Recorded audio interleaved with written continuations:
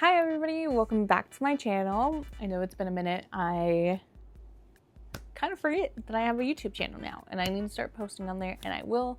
And I promise I'll be bringing in a bunch more content, but as of right now, I am still working on how to figure out getting from TikTok to YouTube. So as of right now, today's current obsession, can't tell with all of my friends in the back here, is TADC, aka also known as the Amazing Digital Circus. And if you don't know what the Amazing Digital Circus, it's about 6 characters who are in a TV show, game. We don't really know much about the circus, but I will discuss that further into the video. But it does follow 6 characters who have to literally do adventures until they die. Abstract. We don't know. There's a lot about it that we don't know, but what we do know is that the 6 characters are there. They don't know their names. They're forced to go on these adventures by their ringmaster Karen. So for the rest of the video, I am going to call the Amazing Digital Circus TADC just to save us some time and everything. So that's what I'm going to call it for the rest of the time. TADC is mostly influenced by Harlan Ellison's 1967 sci-fi short story called I Have No Mouth and I Must Scream. And I will say, it is not anything like the Amazing Digital Circus. There is some elements to it that are roughly the same. But the premise is of I Must Scream and I Have No Mouth is that 5 humans are tortured for eternity by Allied Master Computer, aka also known as Am, the main villain of the story. And everything that they go through is horrific compared to the Amazing Digital Circus. And we will get into that. But as of right now, we're just going to talk about the Amazing Digital Circus. I might do a separate video about I Must Scream and I Have No Mouth and I Must Scream. I can do a separate video completely talking about it, analyzing it, and all that. You can get your own copy and read it for yourself. Right now it only has in the greatest hits of Harlan Ellison, and I will read to you. We had given Am sentience, inadvertently of course, but sentience nonetheless. But it had been trapped. Am wasn't a god. He was a machine. We created him to think, but there was nothing it could do with that creativity. In rage, in frenzy, the machine had killed the human race. Almost all of us, and it was still trapped. Am could not wander, Am could not wonder. Am could not belong. He could merely be, and so, with the innate loathing that all machines have always held for the weak, soft creatures who had built them, he had sought revenge. And in his paranoia, he had decided to reprieve 5 of us for personal, everlasting punishment that would never serve to diminish his hatred. And that would merely keep him reminded, amused, proficient at hating man. Immortal, trapped, subject to any torment he could devise for us from the limitless miracles at his command.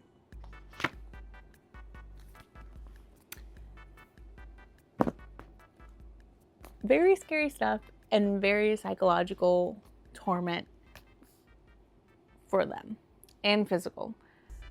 I do recommend definitely reading it.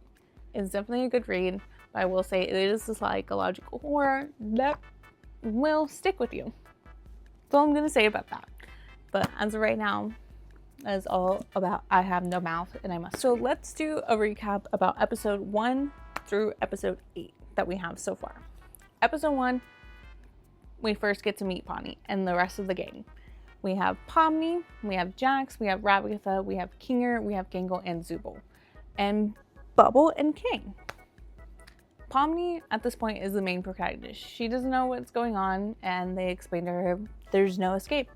There's nothing we can do but go on these adventures. She is frazzled. obviously doesn't know what the heck is going on. She doesn't trust anybody at this point, which is fair. I can completely understand being brought into a new world and you don't know what's going on, you don't know who these people are. And one of the eerie things about it is that none of them know their real name. And it just kind of like starts seeping into the fact like they don't know what's going on. They truly don't know what's going on. And Kane gives them these names and just pretends like nothing's going on. Like they're not trapped. Like the minute an exit is brought up, he shuts it down immediately and says that there is no exit. There is no way of getting out. And it's just eerie from the get-go.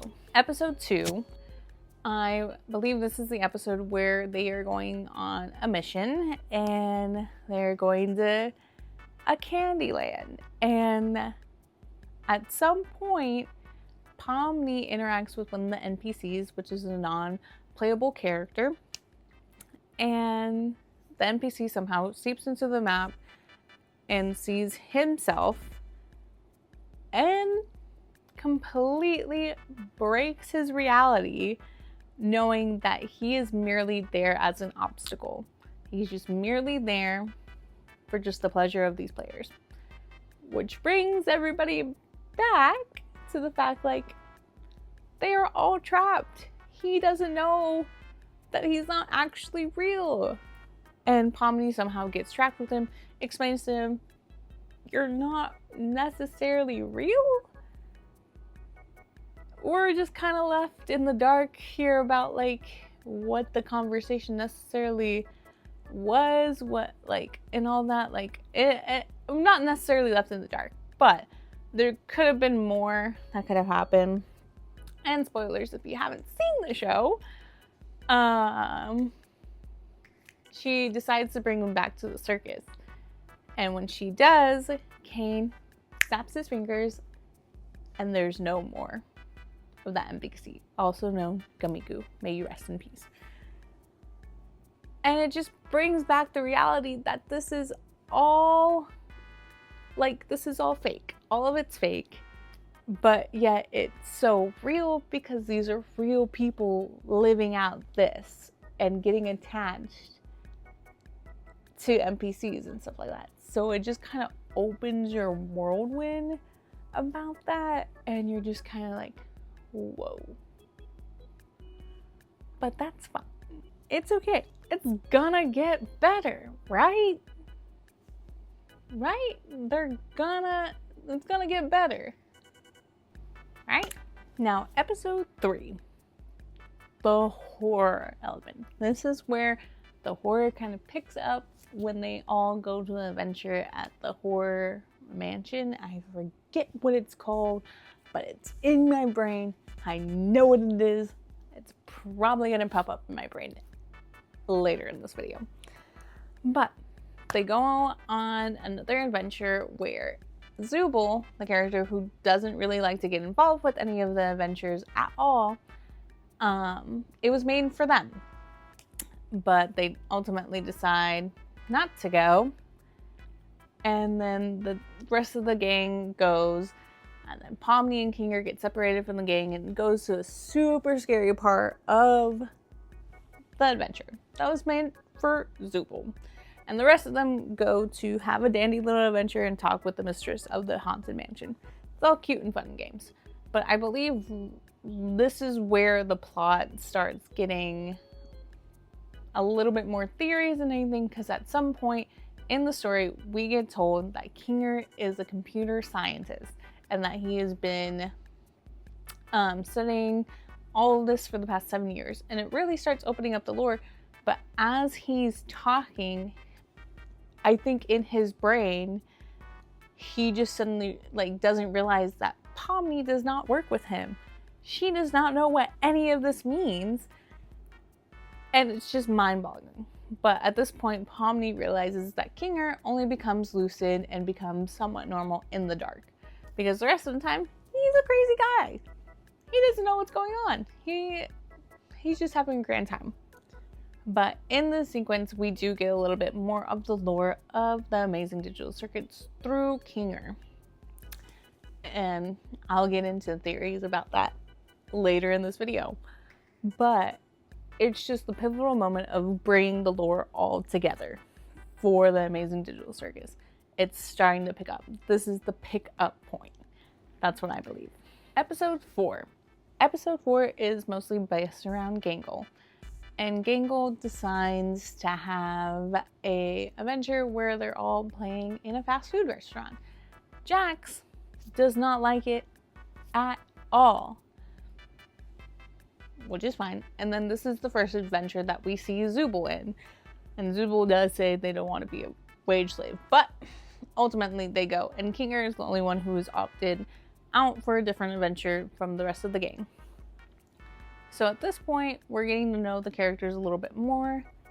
And I won't say this episode is not important. It is important to know Gangle's character and everything like that, and just see the gang in a potentially normal setting. Normal. As normal as it can be. But in this point, we are also introduced to Gummy Goo again. The guy who died in episode 2. And at first, he doesn't know who Pomni is. Doesn't know her at all.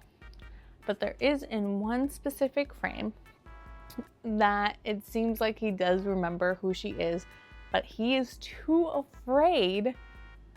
Mind you, an NPC is too afraid to talk to Pomni,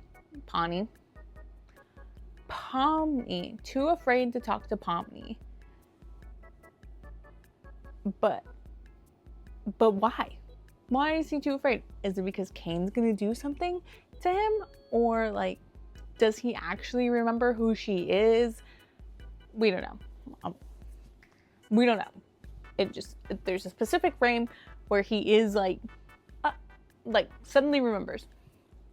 That's at least what I think. Oh, sorry, I was hitting my mic. I think he remembered Pomni, but he didn't want to say anything because of what can potentially have happened. What would happen? Who knows? He could get snapped out of existence. Just like that. And he probably could have. But in the rest of the episode, we just get to see them play along in their lives as normal workers. Ragatha does get stupid sauce and is... She's fucking high the rest of the thing, okay? It's hilarious. It's hilarious, and she's a little bit mean, but it's okay. We love you, Rags. Love you, girl. But it starts hitting a moment where it shows Gangle's depression, and things are getting rough for poor Gangle. And basically, this whole episode, she has a plastic mask that can't break, and things don't change for her. She's still depressed underneath that mask, and she really gets down in the dumps. And with one small act of kindness that Pomni gives, saying, hey, I can close up, I can handle closing. And Gangle, I don't know why I think it was because she was looking at the clock or looking at something, but looks back terrified, saying, is that okay? I don't know what happened in her I'm gonna say human life or real life. I don't know. But I think something happened in her old workplace and things got bad real fast. If you understand what I'm talking about, not great, because that shouldn't be happening. But if you do, it's there. But anyways, so Pomni closes the rest of the night. Gangle lets go of her mask, runs into the street, and gets hit by a truck. And ultimately Kane is like, well, you could have placed the blame on somebody else about all this, but Gangle doesn't. She takes full responsibility, and then we're left with that. Episode 4. A whirlwind, but it's also bringing us back to reality. Like, Just because we're in a made-up world doesn't mean we're not going to feel the same way. And it sucks. But it presented us Gangle, and we got to learn a little bit more about Gangle. Episode 5, I have to say, is my favorite episode out of all of them. I just like it because we get to see the gang in all different scenarios that they picked, and it's just fun to watch. My favorite one was the bar scene. Now, with this one, we do kind of suddenly get back to the psychological horror of things when in the episode, Zubul decides to make Jax a vegan. And he is obviously upset, and he was like, you can't do that. You can't alter this at all. Kane can't do it. That's what we were told. You can't do that. And then all of a sudden, by the snap of Kane's hand, he can. He's suddenly vegan. And Jax has a moment and realizes, oh my God, we do not have control over what is going on. And that ultimately for me is what brought it back. This is a psychological horror. Psychological horror. Because all the other episodes, I mean, me explaining it the way I am explaining it like a psychological horror. I am telling you. But when you watch these episodes, after episode 1 to episode, I believe it was now episode 8, you suddenly realize, oh, this is not a fun little show. This is a psychological horror. It's the knowing that you do not have power over your autonomy. Like, that's what brought it all back to me. That this is a psychological horror. In episode 5, like in that bar scene, you're just like, oh, great. What? And yes, I will say this is also the episode where we get to know who put Jax in a maid outfit. It was Gangle. But their relationship, crazy. I don't want to get into it. Right now. But if you want more of a deep dive about the Amazing Digital Circus, I can give it to you. But as of right now, I'm just giving you a basis view right before the new episode comes out. Episode 6 of the Amazing Digital Circus. This is the episode where everybody gets guns. They just get guns. It's a free-for-all. This episode also shows that Kane is slowly losing interest in the humans. The best way I could talk about it is that he's slowly losing interest or losing patience with the humans. Because at this point, he literally was like, oh, here's guns. There you go. You have guns. I don't care anymore. His words were, I don't care anymore.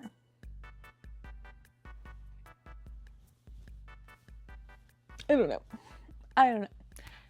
That rubs me the wrong way. That just means he doesn't care. He's not caring anymore. Because if we go back to episode 5, Zubul did say the only reason why Kane isn't doing a free-for-all and stuff like that is because he likes them. Which is weird in own way. Episode 7, the beach episode. Normally in shows, they have a filler episode where they all go to the beach and have fun and do everything. That's calming. Right? You're dead wrong. This episode is not a filler episode.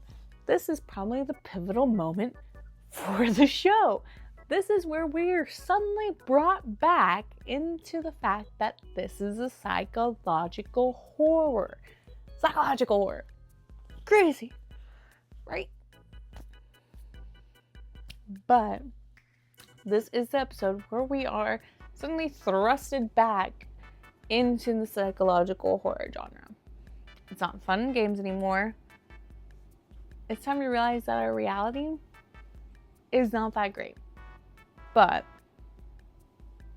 there's nothing we know about the circus, right? Until Pomni meets this NPC who, by all the theorists out there, his name is Abel. And we can get into the conspiracies and everything about Abel and everything that happened before episode 7 in a different video. I can do that for you. Again, this is just a rundown, my specific rundown, of the Amazing Digital Circus. Skilled for me. Amazing Digital Circus. Now, with Abel being here, he has extensive knowledge of the circus.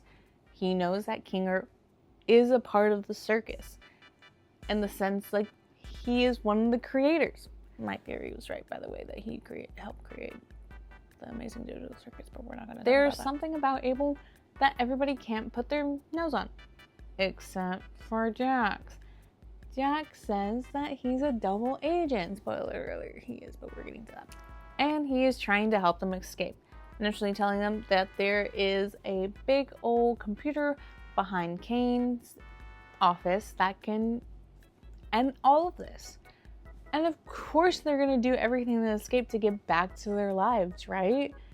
And they do.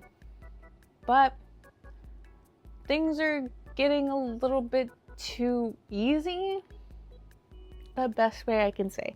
What I thought from the viewing, and if you've seen my reaction to episode 7, I was completely shocked. But my brain was suffering with the fact like, this is too easy. Why is it so easy? And then ultimately getting disappointed with the end. Not disappointed in the sense like I'm mad about it. I'm just like, oh my god. What the front door? But it's fine. It's fine. It's fine. It's okay. But they are ultimately portrayed by this NPC, Abel, who was just part of a master plan that Kane had built up as an adventure. And how they find out is that Jack freaks out and votes them to all stay in the circus. And everybody's obviously pissed, and there's a high tension. And it's all a cluster. It's a cluster. That's all I'm gonna say. But we're ultimately feel helpless, and it ended like that. The adventure, everything, and like that. And then as a viewer, you are left helpless as them, which I think is phenomenal writing. First of all, thank you, Gooseworks. That was great. That was amazing, because we felt as helpless as they did. There is no escape? Question mark? How are we gonna get home? How the heck are we gonna get out of here? Can we get out of here? All those questions. We felt what they felt. Necessarily. Obviously, we're not in there. They are. They are the ones trapped in there. But you could just feel the dread that they were feeling. So I thought that was amazing. Episode 8. Episode 8. We are necessarily brought back to the timeline, but things get worse. They initially tell Kane, we don't want to do this anymore, and then Kane gives us an amazing music number where he's basically saying, no, you're gonna do what I want you to do. Starting to sound like Am over here. It's physically accurate too, you know what I mean? And what I mean by that is that I have no mouth and I must scream is the Bible for this show. If you get it, you get it. If you don't, sucks. Anyways, Kane full on makes them go on adventures. We don't know what those adventures are because it cuts to, I believe, give me one moment. So I went back and it did not say however long they did those adventures. It just said several days later. I'm gonna assume it's like a week or so later after that encounter with Cain. But at this point, they are all so mentally drained and it just gets worse. And then Pomni has the realization that Kinger has more knowledge about the circus. So Pomni remembers, hey, he's lucid when it's dark. Puts a bucket on his head. It's hilarious but cute. And then Cain basically says everything that's going on is that this was just built. It's not a game. They built it to create artificial intelligence, and then Cain was their first successful one. And then everything kind of went downhill from there. We don't know exactly in terms of what happened, but we do get a flashback of Kinger and his wife, Queenie, before the events of the Amazing Digital Circus. And it kind of leaves you with what the heck happened in between that time, because then after everybody else is ultimately abstracted, Kinger's alone for the longest time, and then Ragatha pops up, and then the rest of them start popping up. And then it just makes you kind of think, how the heck did everybody else get here? Because everybody else was already, the first people who went into the circus were already assumed CNA employees. But again, we're not going to get into that here. This is just a fast little rundown. But at the end of this episode, it kind of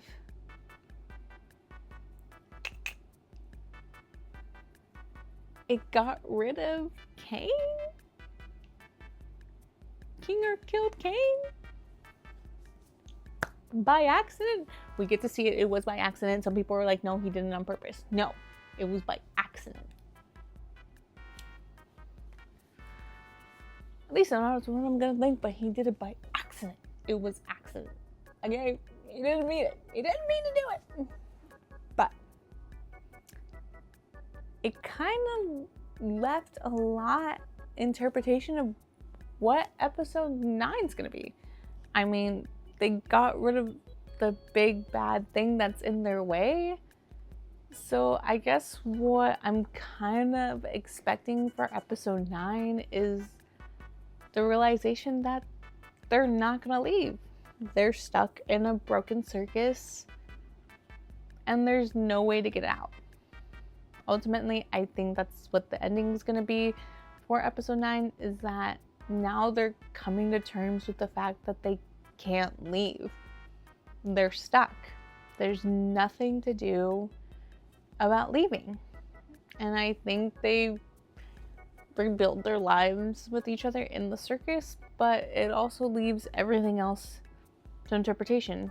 Like, are the abstraction monsters gonna come from the basement and hunt them down necessarily, or are they all going to abstract? Is abstraction a thing that Cain did and it was reversed, or is abstraction just what it was already built to be? We don't know, and we probably won't know. But it is the last episode. We're never going to see anything else about the Amazing Digital Circus. This will be the last of it, and all of our theories and everything is just going to be simply speculation. And I think that's what makes it a great show. It makes it where we can do all these theories. Anything could be possible. And who knows, we might get to see more of the real people. We'll get to see real people. We'll get to see their human forms or something like that in the next episode. But again, if we don't get to see anything or confirmation of anything or learn anything else, I think that's great.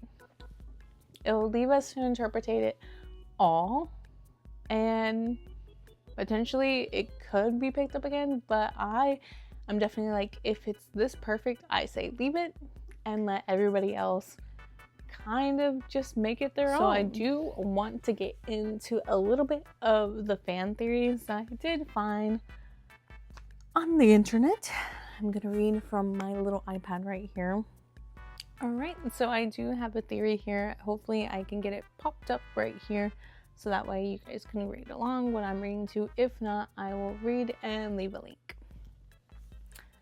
This is from Maria Ladybug 27, posted May 23rd, 2026. So this was recently. Theory about CNA office we see in the pilot and episode 8. What if it's from Pomni's memory? Like when she came to the circus, Kane took that from her to contribute to the macroverse. Kane could have got this info previously from stuff and he somehow got, or CNA employees to feed him, and when Pomni came, he took the memories that she had from that area and added them. Because we know Pomni goes to abandoned buildings, so if she were to go to an abandoned CNA building, her last memories would be that headset and computers. Just a theory, and somebody probably already had it, but yeah. That's actually really interesting, because I think that is completely possible. Because if you think about it, in episode 1, when Kaufmo is ultimately already abstracted, Pomni appears. And we get to see what is it? Macroverse. Yeah, this is the macroverse, guys. I hope you guys knew that. But we get to see the macroverse. And it is exactly how she remembers it, which is kind of weird, because how would Kane have that information and everything? Because in the episodes you see him look back at old CNA photos and everything, and they are when they're newer. So I completely agree with this theory that he did steal data from her brain about CNA. I think that's completely, like, true. Like, it's not a theory. I think it's true. But that's just me. I could be wrong. All right. Our next theory is by Owl House Lover 2012-13. And this was posted May 7th, 2026. Theory that I don't really believe is a different AI model that the programmers are just adding in to see how they behave with each other, like different personalities. Oh my gosh. I do see it, because Jax mentions archetypes. He's the funny one. Kinger's the crazy one. Zubul is the grouch. Gangle is the sad one. And Ragatha is the go-lucky happy one. And it does kind of leave Pomni out, but I guess there's something like with the main character. They're the main character. That's their personality, right? I do get that one. I do get what they mean about I don't really believe, because obviously there was other characters such as Rivet and Kaufmo, and we didn't really get to know their personalities. So we're not really sure about this. So on the I think it's true rating, I'm gonna give this one maybe like, I'm gonna give it a 5. Because it can be true in the sense like, because all of them do have different personalities from each other. But at the same time, we don't know a lot about the other characters and how their personalities were. So I'm gonna give it a 5. I'm gonna give it a 5. I believe it, but I don't believe it. So I completely agree with Owl House about it being a theory that they don't really believe. All right, next theory. This theory is from Wisteria, the Silk Wing YT. This was posted May 5th, 2026. Cain has always known the humans could conjure things. Otherwise, why would he bother putting stuff on the other side of the exit door? It's never said in the show that he didn't know this already, but it's just an interesting thought. Okay, for this one, for me to believe it, or it to be true, I don't know if he does know that they do conjure. But it is an interesting theory that he does know and just didn't tell them or anything, because we all know Cain's a liar. Cain is a big fat liar. But I think he did always knew that the humans could conjure. And he just didn't say anything or didn't do anything. So that was why when Kinger brought it up, like, I was like, oh, they can all conjure. Awesome. Also, I think it's fun that they say conjure, because I'm just like, oh, they just think things and things happen.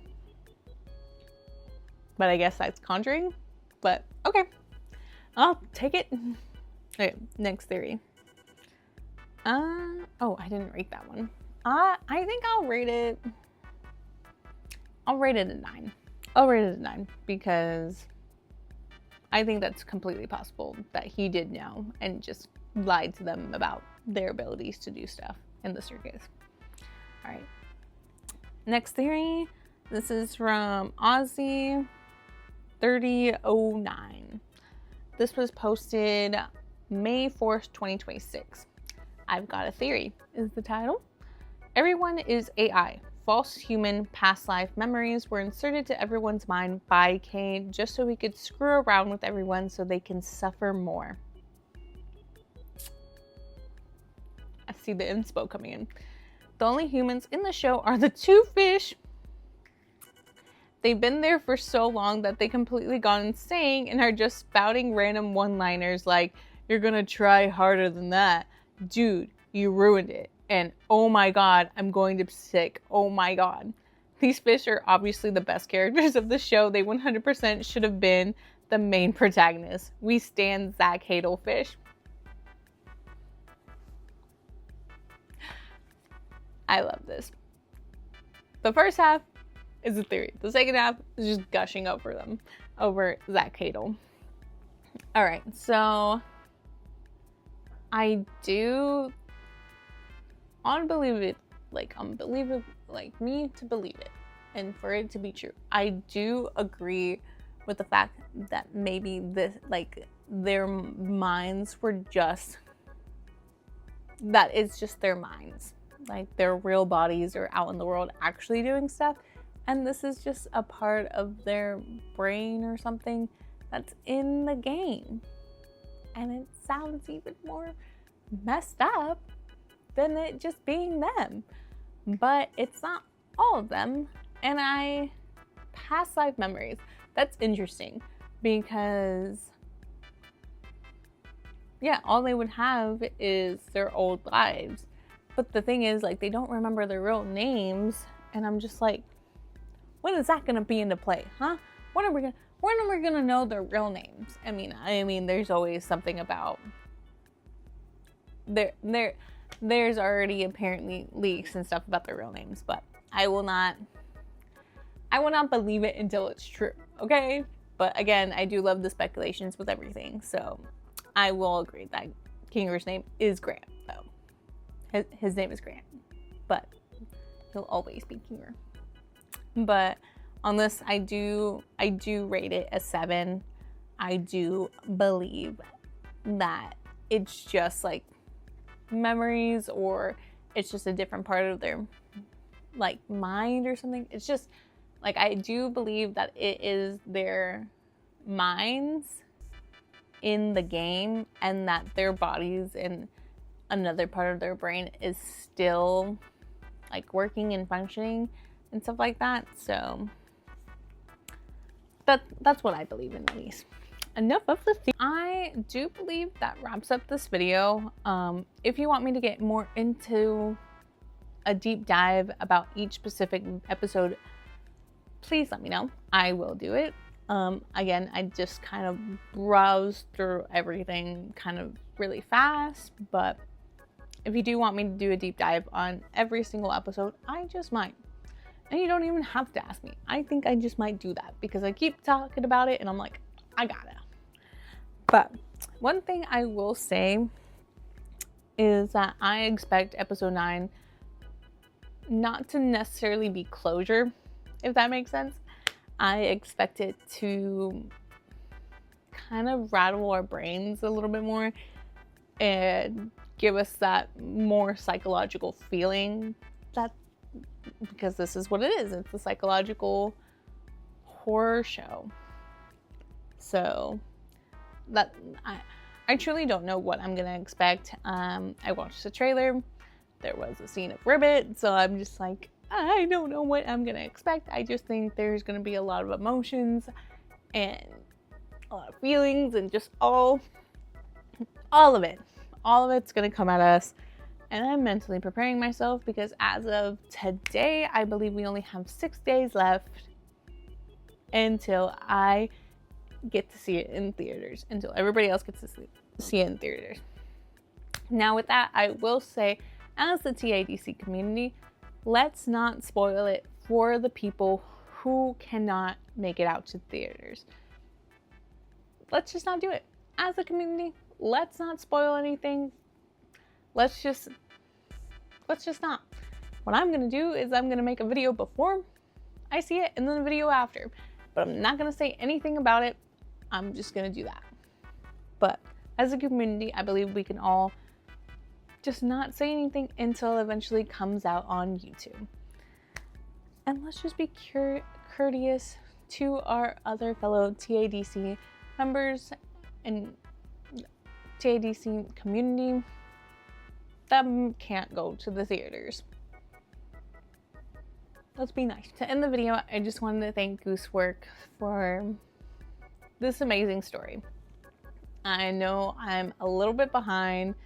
I started watching The Amazing Digital Circus back in August. And everybody has been watching this from day one, which was in 2023. And it is now 2026 and it's finally concluding. But like, I watched it in August for the first time and now I'm totally obsessed. But again, thank you Gooseworks for making this incredible story and for letting us to be on the journey. And I know with all of this stuff that's going on, it sucks. And I hope it doesn't discourage Gooseworks from doing any more projects like this or doing something completely different. Either way, I'm excited to see what Goosework does, and I hope Goosework knows that the true fans love the work and everything that ultimately is being put into this. So, but yeah.